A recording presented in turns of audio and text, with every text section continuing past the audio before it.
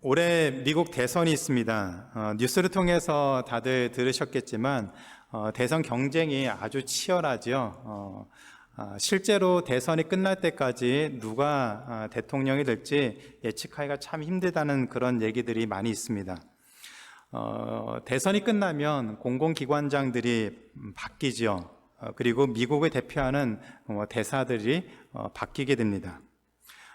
중요한 또 핵심적인 그런 자리의 리더들일수록 철저하게 검증하고 의회에서 또 상원에서 하원에서 검증을 하고 또 많은 그 백그라운드 체크를 하고 그들을 이제 미국이라는 나라의 대표자로 각 나라의 또 유엔의 대표로 이제 파견을 합니다. 미국 대표들의 그 파워가 그 영향력이 굉장히 크다는 것은 다 알고 있습니다. 그 이유는 분명하게 하나이지요. 미국이란 나라의 파워가 크기 때문에 그 나라의 대표로 가는 사람들 또한 막강한 영향력을 끼치고 있습니다. 반대로 존재감이 약한 나라, 작고 힘이 없는 나라의 그 대표로서 파견된 사람은 국제사회에서 자주 무시당하곤 합니다. 그래서 어느 나라의 임명장을 가지고 대표가 되었느냐라는 것은 그 사람, 임명받은 사람의 힘과 권력과 그 영향력을 좌지우지할 정도로 굉장히 중요합니다. 이 사실은 모세에게도 굉장히 중요한 문제였습니다. 모세는 애굽의 왕자로 살다가 살인자가 되어서 광야로 도망을 가게 되고 그곳에서 40년이라는 시간 동안 평범한 목자로 살았습니다. 그러나 어느 날 하나님이 모세에게 나타나서 애굽으로 돌아가서 이스라엘 백성들을 이끌고 가나안 땅으로 가라고 명령하셨습니다. 그렇다면 무슨 근거로 모세가 이런 일을 할 수 있었을까요? 모세가 애굽에 살았을 때 애굽의 왕자로서 많은 권력을 등에 업고 있었을 때도 이스라엘 백성들은 그런 모세를 거부했습니다. 누가 우리 리더로 세워줬느냐 하면서 그런 능력 있는 권력을 등에 업은 모세를 거부했습니다. 그런데 오랜 시간이 지나고 평범한 목자로서 다른 사람과 크게 구별되지 않는 그런 사람이 나타나서 자, 이제 내가 당신들이 이끌고 이 애굽을 나가고 그리고 가나안 땅에까지 가겠다라고 말을 하면 과연 이스라엘 백성들이 모세를 순순히 따랐을까요? 당연히 그렇지 않았겠지요. 그래서 이스라엘 백성들을 설득해서 가나안 땅으로 데려오기 위해서는, 가나안 땅으로 가기 위해서는 이스라엘 백성들이 받아들일 수 있는 리더로서의 임명장이 필요했습니다. 자신이 그것에 적법한 합법적인 그런 당연한 그런 권력 아니면 리더십이 있다는 것을 이스라엘 백성들에게 증명할 수 있는 그 무엇인가가 필요했습니다. 그래서 출애굽기 3장 13절에 모세가 자신을 찾아오신, 자신을 부르신 하나님에게 이렇게 물었습니다. 모세가 하나님께 아뢰되 내가 이스라엘 자손에게 가서 이르기를 너희의 조상의 하나님이 나를 너희에게 보내셨다 하면 그들이 내게 묻기를 그의 이름이 무엇이냐 하리니 내가 무엇이라고 그들에게 말하리이까. 이스라엘 백성이 자신을 리더로 받아들일 수 있도록 만들 수 있는 하나님의 이름이 무엇입니까? 모세의 질문에 하나님은 세 가지 사실을 대답해 주셨습니다. 하나님의 이 대답을 통해서 하나님의 자녀라면 반드시 알아야 하는 하나님은 도대체 어떤 분이신가? 그 사실에 대해서 세 가지 사실을 같이 한번 살펴보겠습니다. 첫째, 하나님은 당신이 하시는 일 속에서 자신을 드러내십니다. 제가 주보를 좀 바꿨지요.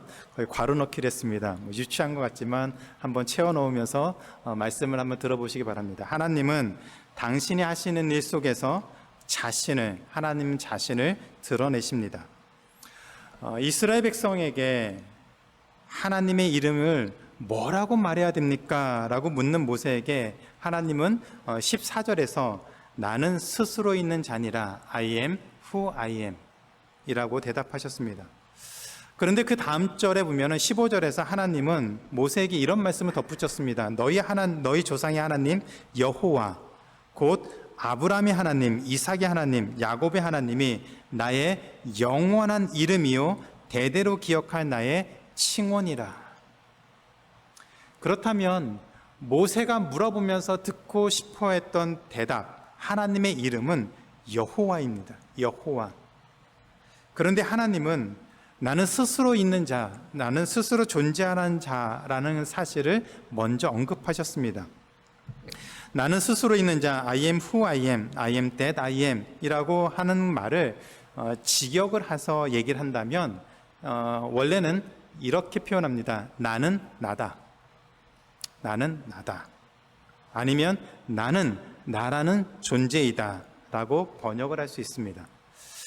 그런데 여기에 쓰인 동사, 비동사인데 이 동사가 완료되지 않는 동작이나 상태를 나타내는 미완료 동사입니다.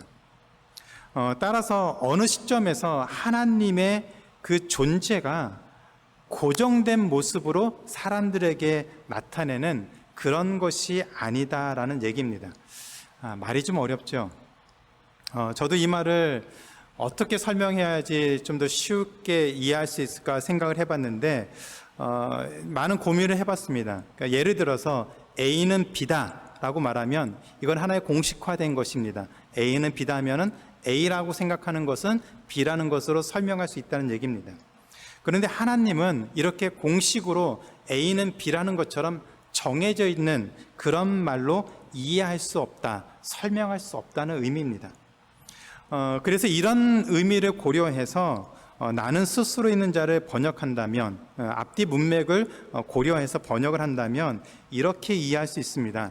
너희는 앞으로 일어날 일들을 통해서 내가 누구인지 알게 될 것이다.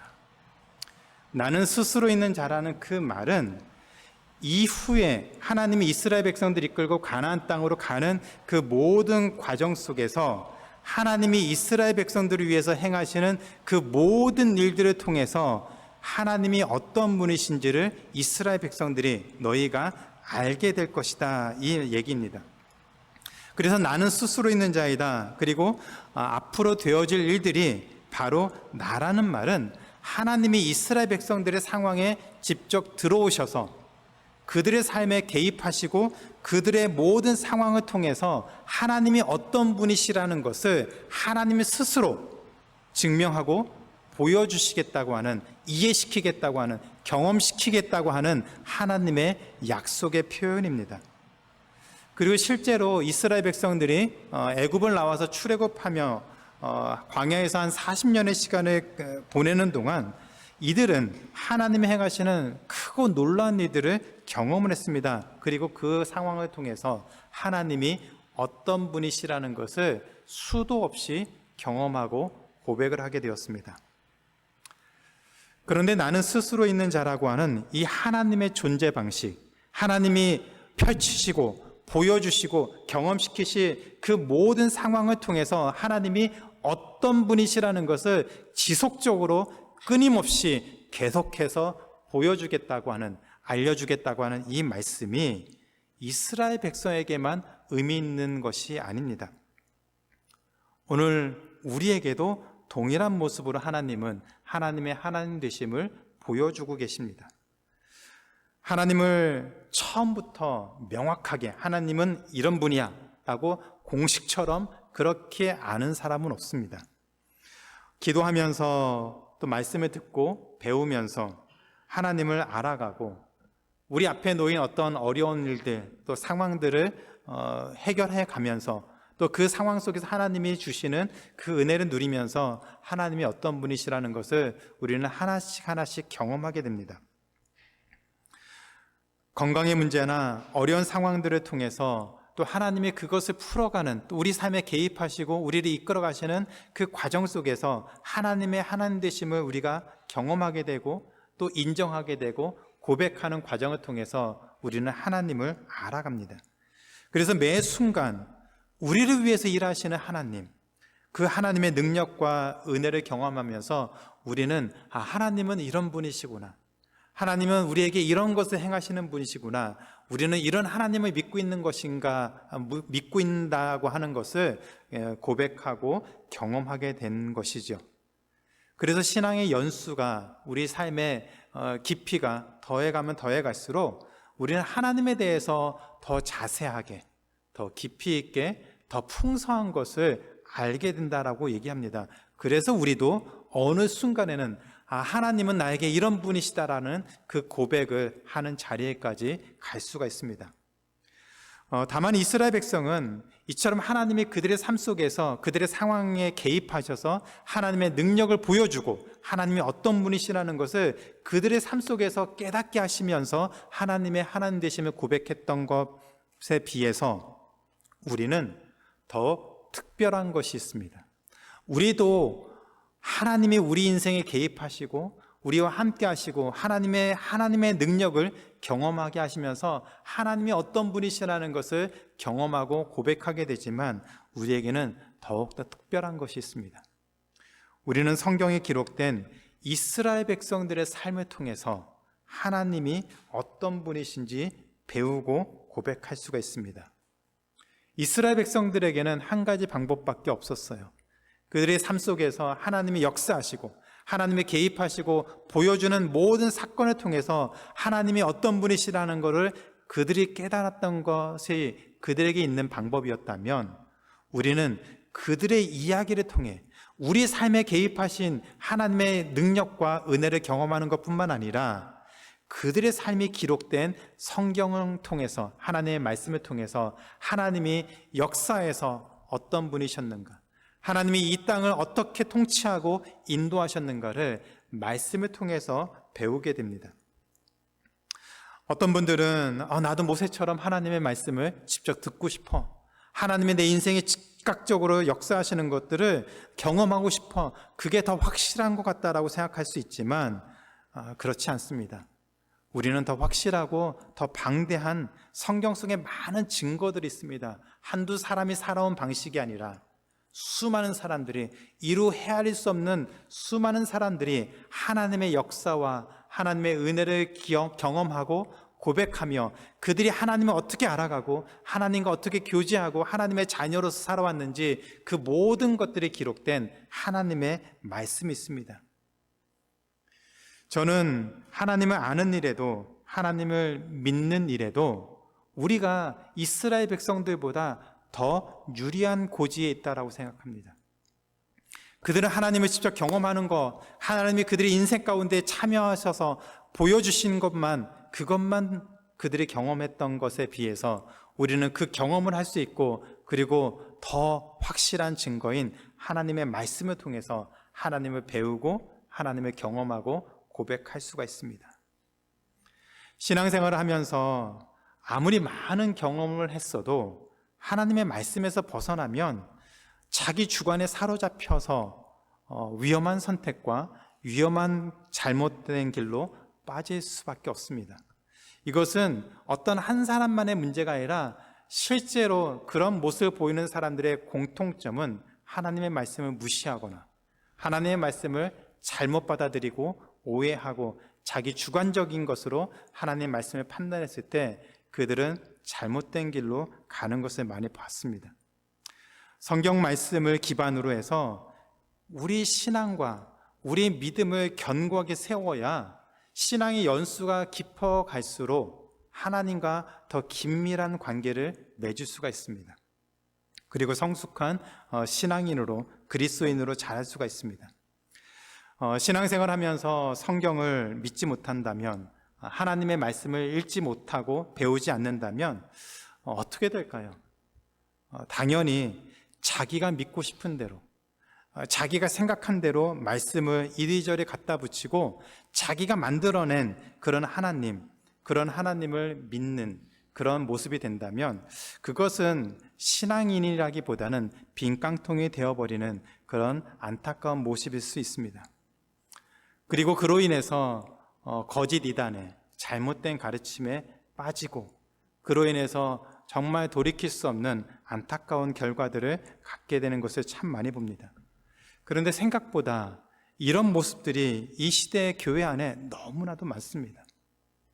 정말 가슴 아픈 그런 현실, 그런 가슴 아픈 그런 모습들이 교회 안에 너무 빈번하게 일어나는 이유는 우리가 말씀에 견고하게 서 있지 못하고 다른 사람들이 하는 얘기를 그것을 분별하지 못하고 하나님의 말씀으로 그들을 잘못된 것을 받아들이는 그런 오류 때문에 이런 안타까운 일들이 교회 안에 많이 일어납니다. 그래서 우리가 하나님의 자녀라면 예수 그리스도를 통해서 우리를 하나님의 자녀가 된 사실, 우리가 하나님의 자녀가 된 그 사실을 믿는다면 우리는 마음을 열고 부지런히 말씀을 배워야 됩니다. 말씀과 함께 우리 삶 속에서 간섭하시고 개입하시고 우리 삶을 이끌어 가시는 그 하나님을 경험하고 만나고, 그래서 하나님의 하나님 되심을 고백하는 그 자리까지 계속해서 나아가야 됩니다.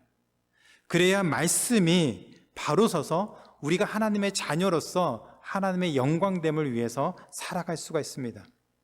그 일을 위해서 하나님은 지금도 일하고 계시고 우리에게 하나님의 말씀을 주셨습니다. 하나님의 이루신, 그 하나님이 이스라엘 백성을 통해서 역사를 통해 이루신 이 놀라운 역사가 기록된 하나님의 말씀을 잘 알고 배워야 우리가 그 말씀에서 벗어나지 않는 하나님의 자녀로서의 그 모습을 갖고 살아갈 수가 있습니다. 그렇기 때문에 우리가 기회가 되는 대로, 틈나는 대로 하나님의 말씀을 묵상하고 그 말씀을 배우고 그 말씀을 통해서 우리의 생각을 다시금 조정해서 하나님의 기뻐하시는 뜻이 무엇인지, 내가 하나님의 자녀로서 어떻게 이 땅을 살아가야 되는지를 고민하면서 살아가야 우리가 하나님의 자녀로서 그 은혜와 능력을 경험하면서 살 수가 있습니다. 하나님이 이미 우리에게 그런 모습으로 하나님의 하나님 되심을 보여주셨습니다. 이제 우리가 우리의 마음을 열고 우리 인생 가운데 찾아오신, 그리고 우리에게 하나님의 말씀을 주셔서 그 말씀을 통해서 하나님을 계시하시고 하나님을 알리신 그 하나님의 은혜를 기억하고 살아갈 수 있는 하나님의 귀한 자녀가 되기를 기도합니다. 두 번째로, 하나님은 약속에 신실하신 분이십니다. 하나님은 약속에 신실하신 분이십니다. 모세에게 스스로 있는 자라고 말씀하신 하나님은 이어서 모세에게 하나님의 영원한 이름을 알려주셨습니다. 15절입니다. 너희 조상의 하나님 여호와, 곧 아브라함의 하나님, 이삭의 하나님, 야곱의 하나님이 하나님의 영원한 이름이고 여호와라는 이름으로 대대로 모든 사람에게 기억될 것이다 라고 하셨습니다. 하나님의 영원한 이름 여호와, 이것을 이제 히브리어로는 야훼라고 부르기도 하고, 하나님의 이름을 이스라엘 백성들은 함부로 부르지 않았기 때문에 모음이 없습니다. 그래서 자음만 가지고 그것을 이름을 붙인 것이 나의 주라는 의미로 해서 이제 아도나이라고 그렇게 부르기도 합니다. 어찌되었건 여호와라는 그 이름이 하나님의 영원한 이름이고 모든 사람들이 기억할 이름이라고 하셨습니다. 이 여호와라는 이름은 하나님이 이스라엘 백성과 그 언약 관계를 맺을 때 계속해서 등장하는 이름입니다. 창세기에서 하나님이 아브라함과 언약을 맺으실 때, 그리고 이삭과 야곱과 언약을 맺으실 때 계속해서 반복적으로 하신 그 이름입니다. 여호와 하나님, 아브라함의 하나님, 이삭의 하나님, 야곱의 하나님. 이렇게 하나님의 이름 여호와를 아브라함과 이삭과 야곱과 계속 연결시켜서 소개하신 이유는 하나님이 약속하신 그 약속이 아브라함을 통해서 하신 그 약속이 이삭으로, 야곱으로, 그리고 이스라엘 모든 자녀들에게, 그리고 하나님의 백성들에게 그것이 계속해서 이어질 것을 가르쳐 주시기 위해서였습니다. 그래서 16절과 17절에 보면 하나님이 이렇게 말씀하십니다. 너는 가서 이스라엘의 장로들을 모으고 그들에게 이르기를 여호와 너희 조상의 하나님 곧 아브라함과 이삭과 야곱의 하나님이 내게 나타나 이르시되 내가 너희를 돌보아 너희가 애굽에서 당한 일을 확실히 보았노라. 내가 말하였거니와 내가 너희를 애굽의 고난 중에서 인도하여 내어 젖과 꿀이 흐르는 땅 곧 가나안 족속, 헷 족속, 아모리 족속, 브리스 족속, 히위 족속, 여부스 족속의 땅으로 올라가게 하리라. 지난 시간에 살펴본 것처럼 창세기 15장 13절 14절에서 하나님이 아브라함과 맺은 언약이 바로 이 내용이었습니다. 여호와께서 아브라함에게 이르시되 너는 반드시 알라. 내 자손이 이방에서 객이 되어 그들을 섬기겠고 그들은 400년 동안 내 자손을 괴롭히리니 그들이 섬기는 나라를 내가 진멸할지며 그 후에 내 자손이 큰 재물을 이끌고 나오리라. 그리고 하나님이 아브라함과 세운 그 언약을 이삭과 야곱과 그리고 이스라엘 자손들에게 계속해서 약속해 주셨습니다. 그리고 실제로 400년이 지난 다음에 하나님의 때가 되었을 때 하나님은 모세를 부르셔서 아브라함과 이삭과 야곱과 같이 맺었던 이 언약을 다시 꺼내들어서 이 약속을 지키겠다고, 이 약속을 이루시겠다고 말씀하셨습니다. 아무리 철통같이 약속을 해도 사람들은 약속을 자신의 이익과 상황에 따라서 바꾸기도 하고 취소하기도 합니다. 어기기도 하죠. 손바닥 뒤집듯이 자기가 한 말을 뒤집기도 하고, 때로는 약속을 지킬 만한 능력이 안 돼서 약속을 지키지 못하기도 합니다. 아니면 시간이 한참 지나서 자기가 무슨 약속을 했는지조차 기억을 하지 못해서 약속을 못 지키는 경우도 있습니다. 그러나 약속에 신실하신 하나님은 한 입으로 두말하는 분이 아닙니다.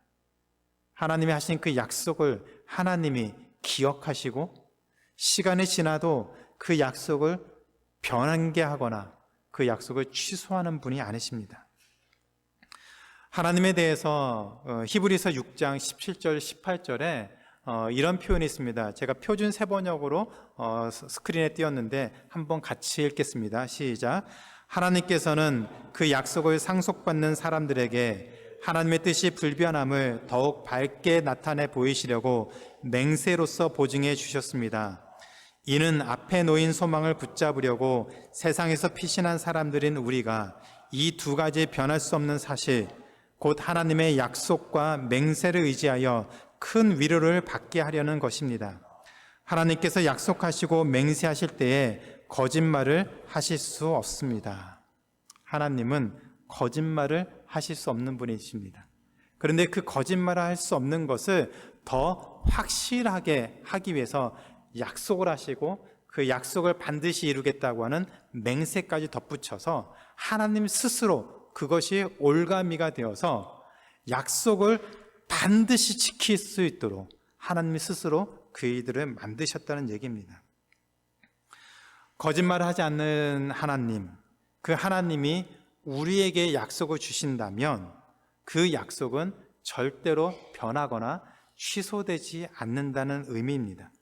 이스라엘 백성들에게 약속을 주셨고 오랜 시간이 지나도 그 약속을 바꾸거나 취소하지 않으시고 신실하게 지키셨던 그 하나님이 우리에게도 동일한 약속들을 주셨죠. 우리를 자녀 삼으시고 우리를 하나님의 자녀로서 이 땅을 담대하게 살게 하시고 구원의 그 은혜를 누리게 하시겠다라고 약속을 하셨습니다. 그 약속의 하나님, 신실하신 하나님을 가장 잘 보여주는 사건이 아마 많은 사건들이 있겠지만 그 중에 많은 사건들 중에서 가장 대표적인 사건이 바로 이 출애굽 사건입니다. 하나님이 약속하신 것을 얼마나 철저하게 기억하고 그것을 반드시 이루시는 분이라는 것을 가장 잘 보여준 사건이 이 출애굽 사건입니다. 우리가 믿음이 없어서 그런 하나님에 대한 신실한 하나님에 대한 믿음이 없어서 이리저리 휘둘리고 때로는 의심하고 그리고 하나님이 우리를 위해서 무슨 일을 하실지 아무 생각 없이 살아가는 것이지 그것이 우리의 문제이지 하나님의 문제는 아닙니다. 하나님은 언제나 한결같이 우리를 사랑하시고 우리를 위해서 지금도 일하시고 우리를 가장 좋은 길로 인도하신다고 약속하셨습니다. 이미 신실하심을 보여주시고 그것을 드러내신 하나님이 우리에게도 하나님이 약속하셨습니다. 그렇다면 어떤 약속이 있어야 우리가 더 하나님을 믿고 살 수 있겠습니까? 얼마나 더 큰 약속, 얼마나 더 몇 번에 걸쳐서 맹세를 해야 우리가 약속에 신실하신 하나님을 믿고 온전하게 의지하고 살아갈 수 있을까요? 히브리서 11장에는 믿음의 조상들이 나옵니다. 많은 믿음의 조상들이 나오는데 거기에는 굉장히 중요한 공통점이 있습니다. 이들은 하나님에 대한 믿음을 갖고 아직 보이지도 않는 일, 아직 이루어지지도 않는 그 일에 순종하며 나아갔다라고 얘기합니다. 그것이 우리가 생각하는 것처럼 퍼센테이지가 한 90%가 되고 이제 이루어질 것이라고 하는 그런 가능성조차 보이지 않는 그때에 하나님을 믿어서 하나님의 그 삶을 지키시고 인도하신다는 그 믿음을 갖고 있어서 그들은 아무것도 보이지 않는 그때에도 하나님을 믿고 순종하며 그들이 가야 될 길을 걸어갔다라고 고백하고 있습니다. 그런데 그 믿음을 갖고 살아갔던 그들의 삶을 하나님이 지키셨고 그들의 마지막이 무너지지 않았다는 것을 성경이 우리에게 증거하고 있습니다. 그래서 우리에게도 그 믿음이 필요합니다.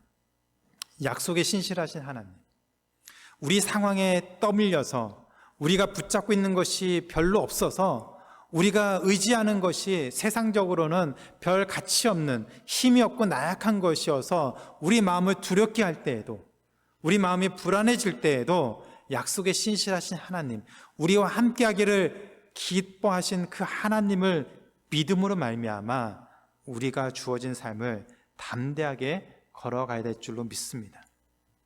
이스라엘 백성이 애굽에서 큰 고통을 당할 때, 그래서 모든 것이 끝나고 아무 소망이 없다라고 생각했을 그때에 그들은 약속에 신실하신 하나님에게 울부짖기 시작했습니다. 기도했습니다.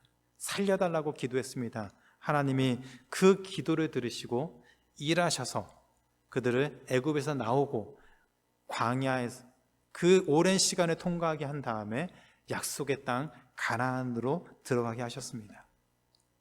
그렇다면 우리 또한 그들의 삶을 통해서 하나님이 어떤 분이신지를 보고 경험하고 배웠다면 우리도 믿음이 없어서 흔들리고 쓰러지고 절망하는 것이 아니라 그런 약속에 신실하신 하나님을 우리가 배웠다면 그 하나님에 대한 믿음을 붙잡고 오늘 주어진 삶을 담대하게 살아가야 될 줄로 믿습니다. 하나님을 붙들고 살아가는, 그래서 우리가 주어지는, 우리가 눈에 보는 그런 현실에 좌절로 낙심하는 것이 아니라 오히려 그것을 뛰어넘어서 하나님에 대한 그 믿음을 가지고 주어진 삶을 담대하게 살아간다면 약속에 신실하신 그 하나님은 우리를 지키시고 우리를 하나님의 선하신 뜻 가운데 인도하실 줄로 믿습니다. 그 은혜를 우리 모두가 다 누리게 되기를 주님의 이름으로 축원합니다. 세 번째로 하나님은 지금도 세상을 통치하고 계십니다. 하나님은 지금도 세상을 통치하고 계십니다. 하나님은 모세에게 애굽에 가서 이스라엘 백성들을 데리고 가나안 땅으로 가라고 하셨습니다. 그런데 우리도 충분히 예상할 수 있는 것처럼 이게 쉽지 않습니다. 이스라엘 백성을 데리고 광야로 가서 하나님께 제사를 드린다고 그렇게 바로 왕에게 말을 하면 당연히 안 된다고 하겠죠. 하나님도 그것을 알고 계셨습니다. 광야로 가서 그것도 광야로 나가자마자가 아니라 3일쯤 걸어가서 그 어떤 곳에서 하나님께 제사를 드린다고 하는 그 말은 우리가 애굽을 떠나겠다고 하는 그 말의 관용적인 표현입니다. 그냥 직설적으로 말하는 것이 아니라 우리는 이제 이 애굽이라는 나라를 떠나겠다고 하는 그런 돌려서 하는 얘기입니다. 이스라엘 백성을 노예로 부리면서 온갖 많은 혜택을 누리고 경제적으로, 국가적으로, 군사적으로 많은 유익을 누리고 있던 이 바로 왕이 그들을 쉽게 보내주지 않겠지요. 하나님도 그것을 미리 알고 계셨습니다. 그래서 19절 20절에 이렇게 말씀하십니다. 내가 아노니 강한 손으로 치기 전에는, 애굽을 치기 전에는 애굽 왕이 너희가 가도록 허락하지 아니하다가 내가 내 손을 들어 애굽 중에 여러 가지 이적으로 그 나라를 친 후에야 그가 너희를 보내리라. 그리고 이어서 21절 22절 이렇게 얘기합니다. 애굽을 떠날 때 너희가 빈손으로 떠나지 않고 애굽 사람으로부터 음과 금과 온갖 폐물, 보화들을 다 받아서 나가도록 하겠다라고 말씀하셨습니다. 근데 그 말씀이 창세기 15장 14절에서 하나님이 아브라함에게 주셨던 그 말씀과 동일합니다. 이스라엘 백성이 섬기는 나라를 내가 징벌할지며 그 후에 내 자손의 큰 재물을 이끌고 나오리라고 이미 말씀해 주셨습니다. 그리고 출애굽기 11장에 보면 하나님이 말씀하신 그 일이 그대로 일어났습니다. 그런데 하나님의 그 말씀이 그대로 일어나려면 하나님이 이 바로 왕의 마음을 움직이는 것뿐만 아니라 애굽의 온 백성들의 마음을 동시에 움직여야 됩니다. 바로 왕에게만 그 마음을 강팍했던 그 마음을 깨트리고 바로 왕에게 나가라 그 말을 듣도록 하는 것만이 아니라 애굽에 있는 수많은 사람들의 마음을 움직여 주셔서 이스라엘 백성들에게 자발적으로 금과 폐물과 보화와 의복들을 다 주도록 만들어야만 하나님의 그 약속이 그대로 이루어집니다. 그런데 실제로 출애굽기 11장에 하나님의 약속이 그대로 이루어졌습니다. 바로 왕의 마음을 움직인 것뿐만 아니라 애굽에 사는 모든 사람들의 마음을 움직여 주셔서 이스라엘 백성들에게 수많은 은금 폐물과 보화와 의복들을 많이 주고 그것들을 가지고 광야로 나갔다라고 얘기하셨습니다. 이스라엘 백성들을 위해서 일하시는 그 하나님이 이스라엘 백성들과 다른 모든 민족들과 그 백성들의 삶과 생각도 주관하시고 친히 다스리고 계심을 너무나도 잘 보여주는 사건입니다. 우리가 아무리 똑똑해도 어떤 사람이 아무리 똑똑하다고 해도 혼자 살 수 있는 사람은 없습니다. 그를 둘러싸고 있는 수많은 사람들이 있습니다. 그리고 그를 둘러싸고 있는 또 수많은 사람들이 있고 그들을 둘러싸고 있는 또 수많은 사람들이 있습니다. 그것은 우리가 어떤 상황이더라도 충분히 생각해 볼 수 있죠. 제가 여기 있는 동안 저를 둘러싼 수많은 사람들이 있었고 저를 다듬어 또 훈련시키시고 또 인도하신 그 많은 손길들이 있었습니다. 또 그들을 또 주변에서 훈련시키고 만들어갔던 많은 사람들이 주변에 또 있고 그들의 주변에 또 많은 사람들이 있습니다. 무슨 얘기입니까? 그 한 사람을 하나님이 인도하시기 위해서는 그 한 사람만 움직인다는 것이 아니라 그를 둘러싼 수많은 사람들의 상황과 마음과 생각과 그들의 모든 삶을 움직여야만 우리가 하나님의 자녀로서 훈련되어지고 바뀔 수 있다는 얘기입니다. 여러분이 보고 있는 제가 저 혼자 살아서 된 것이 아니라 저를 둘러싸고 있는 수많은 사람, 셀 수 없는 그들을 둘러싸고 있는 그 또 수많은 사람들을 하나님이 다스리시고 그들을 움직여 주셔서 오늘날 여러분이 보고 있는 제가 이렇게 되어진 것이다는 얘기입니다. 그렇다면 하나님이 만드시고 이끌어 가시는 이 세상이 얼마나 놀라운 것입니까?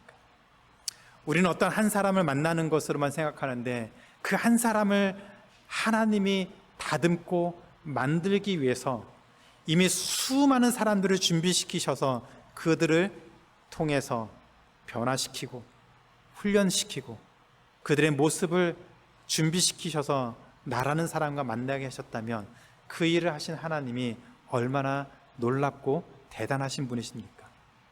근데 그 일을 이스라엘 백성들을 위해서만 하시는 것이 아니라 지금도 하나님이 하고 계시다는 얘기입니다.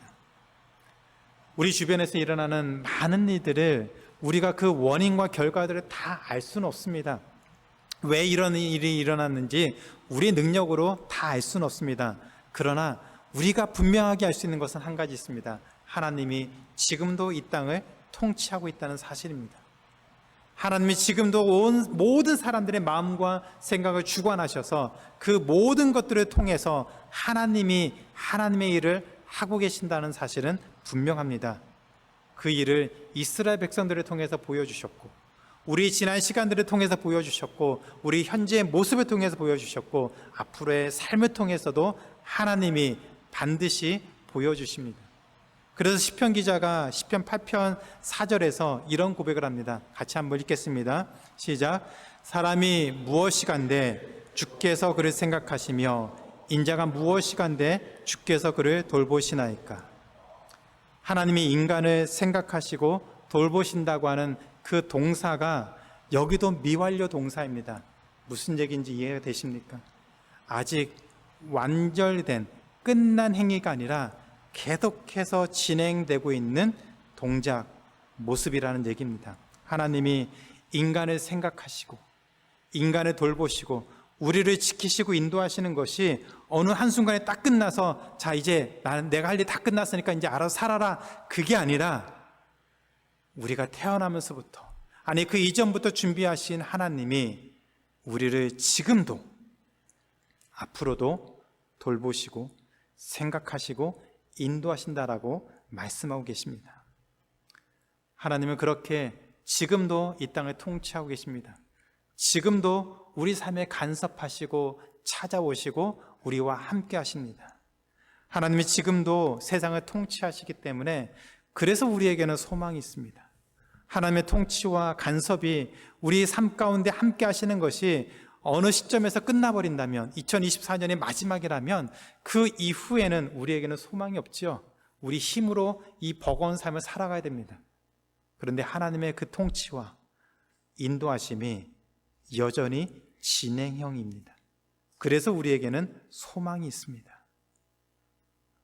당장 암울하고 억울하고 절망적인 상황일지라도 하나님이 지금도 일하고 계시기 때문에 다시 일어나서 그 하나님, 지금도 신실하신 하나님, 그리고 지금도 일하시는 그 하나님을 바라보며 나아간다면 우리는 하나님이 행하시는 그 일, 나는 스스로 있는 자리라, 내가 앞으로 행하는 그 모든 일을 통해서 내가 누구인지를 보고 경험하게 될 것이라고 하는 그 하나님을 만나게 될 줄로 믿습니다.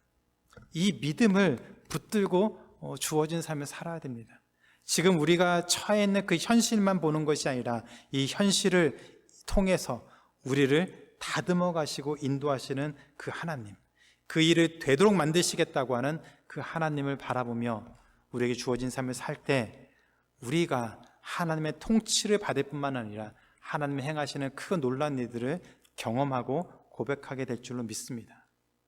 또 한 주간 시작이 되었습니다. 또 하루하루 살면서 또 하나님이 우리에게 어떤 것들을 또 인도하시는지, 어떤 삶으로 인도하시는지, 또 어떤 은혜를 주시는지, 우리를 통해서 어떤 일을 행하시기를 원하시는지 기대하고 또 그것을 경험하고 고백할 수 있는 우리의 모든 삶이 되기를 주님의 이름으로 축원합니다. 이제 말씀을 맺겠습니다. 모세가 하나님에게 드린 질문, 하나님의 이름이 무엇입니까?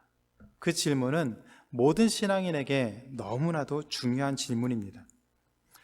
많은 그리스도인들을 만나서 대화를 하다 보면 저분이 믿고 있는 하나님, 저분이 믿는다고 하는 그 하나님은 어떤 분이실까라는 그런 생각이 들 때가 있습니다. 얘기를 듣다 보면 성경에서 가르치는 하나님을 믿는 것이 아니라 저도 모르는 어떤 신에 대해서 말하는 것처럼 보일 때가 있습니다.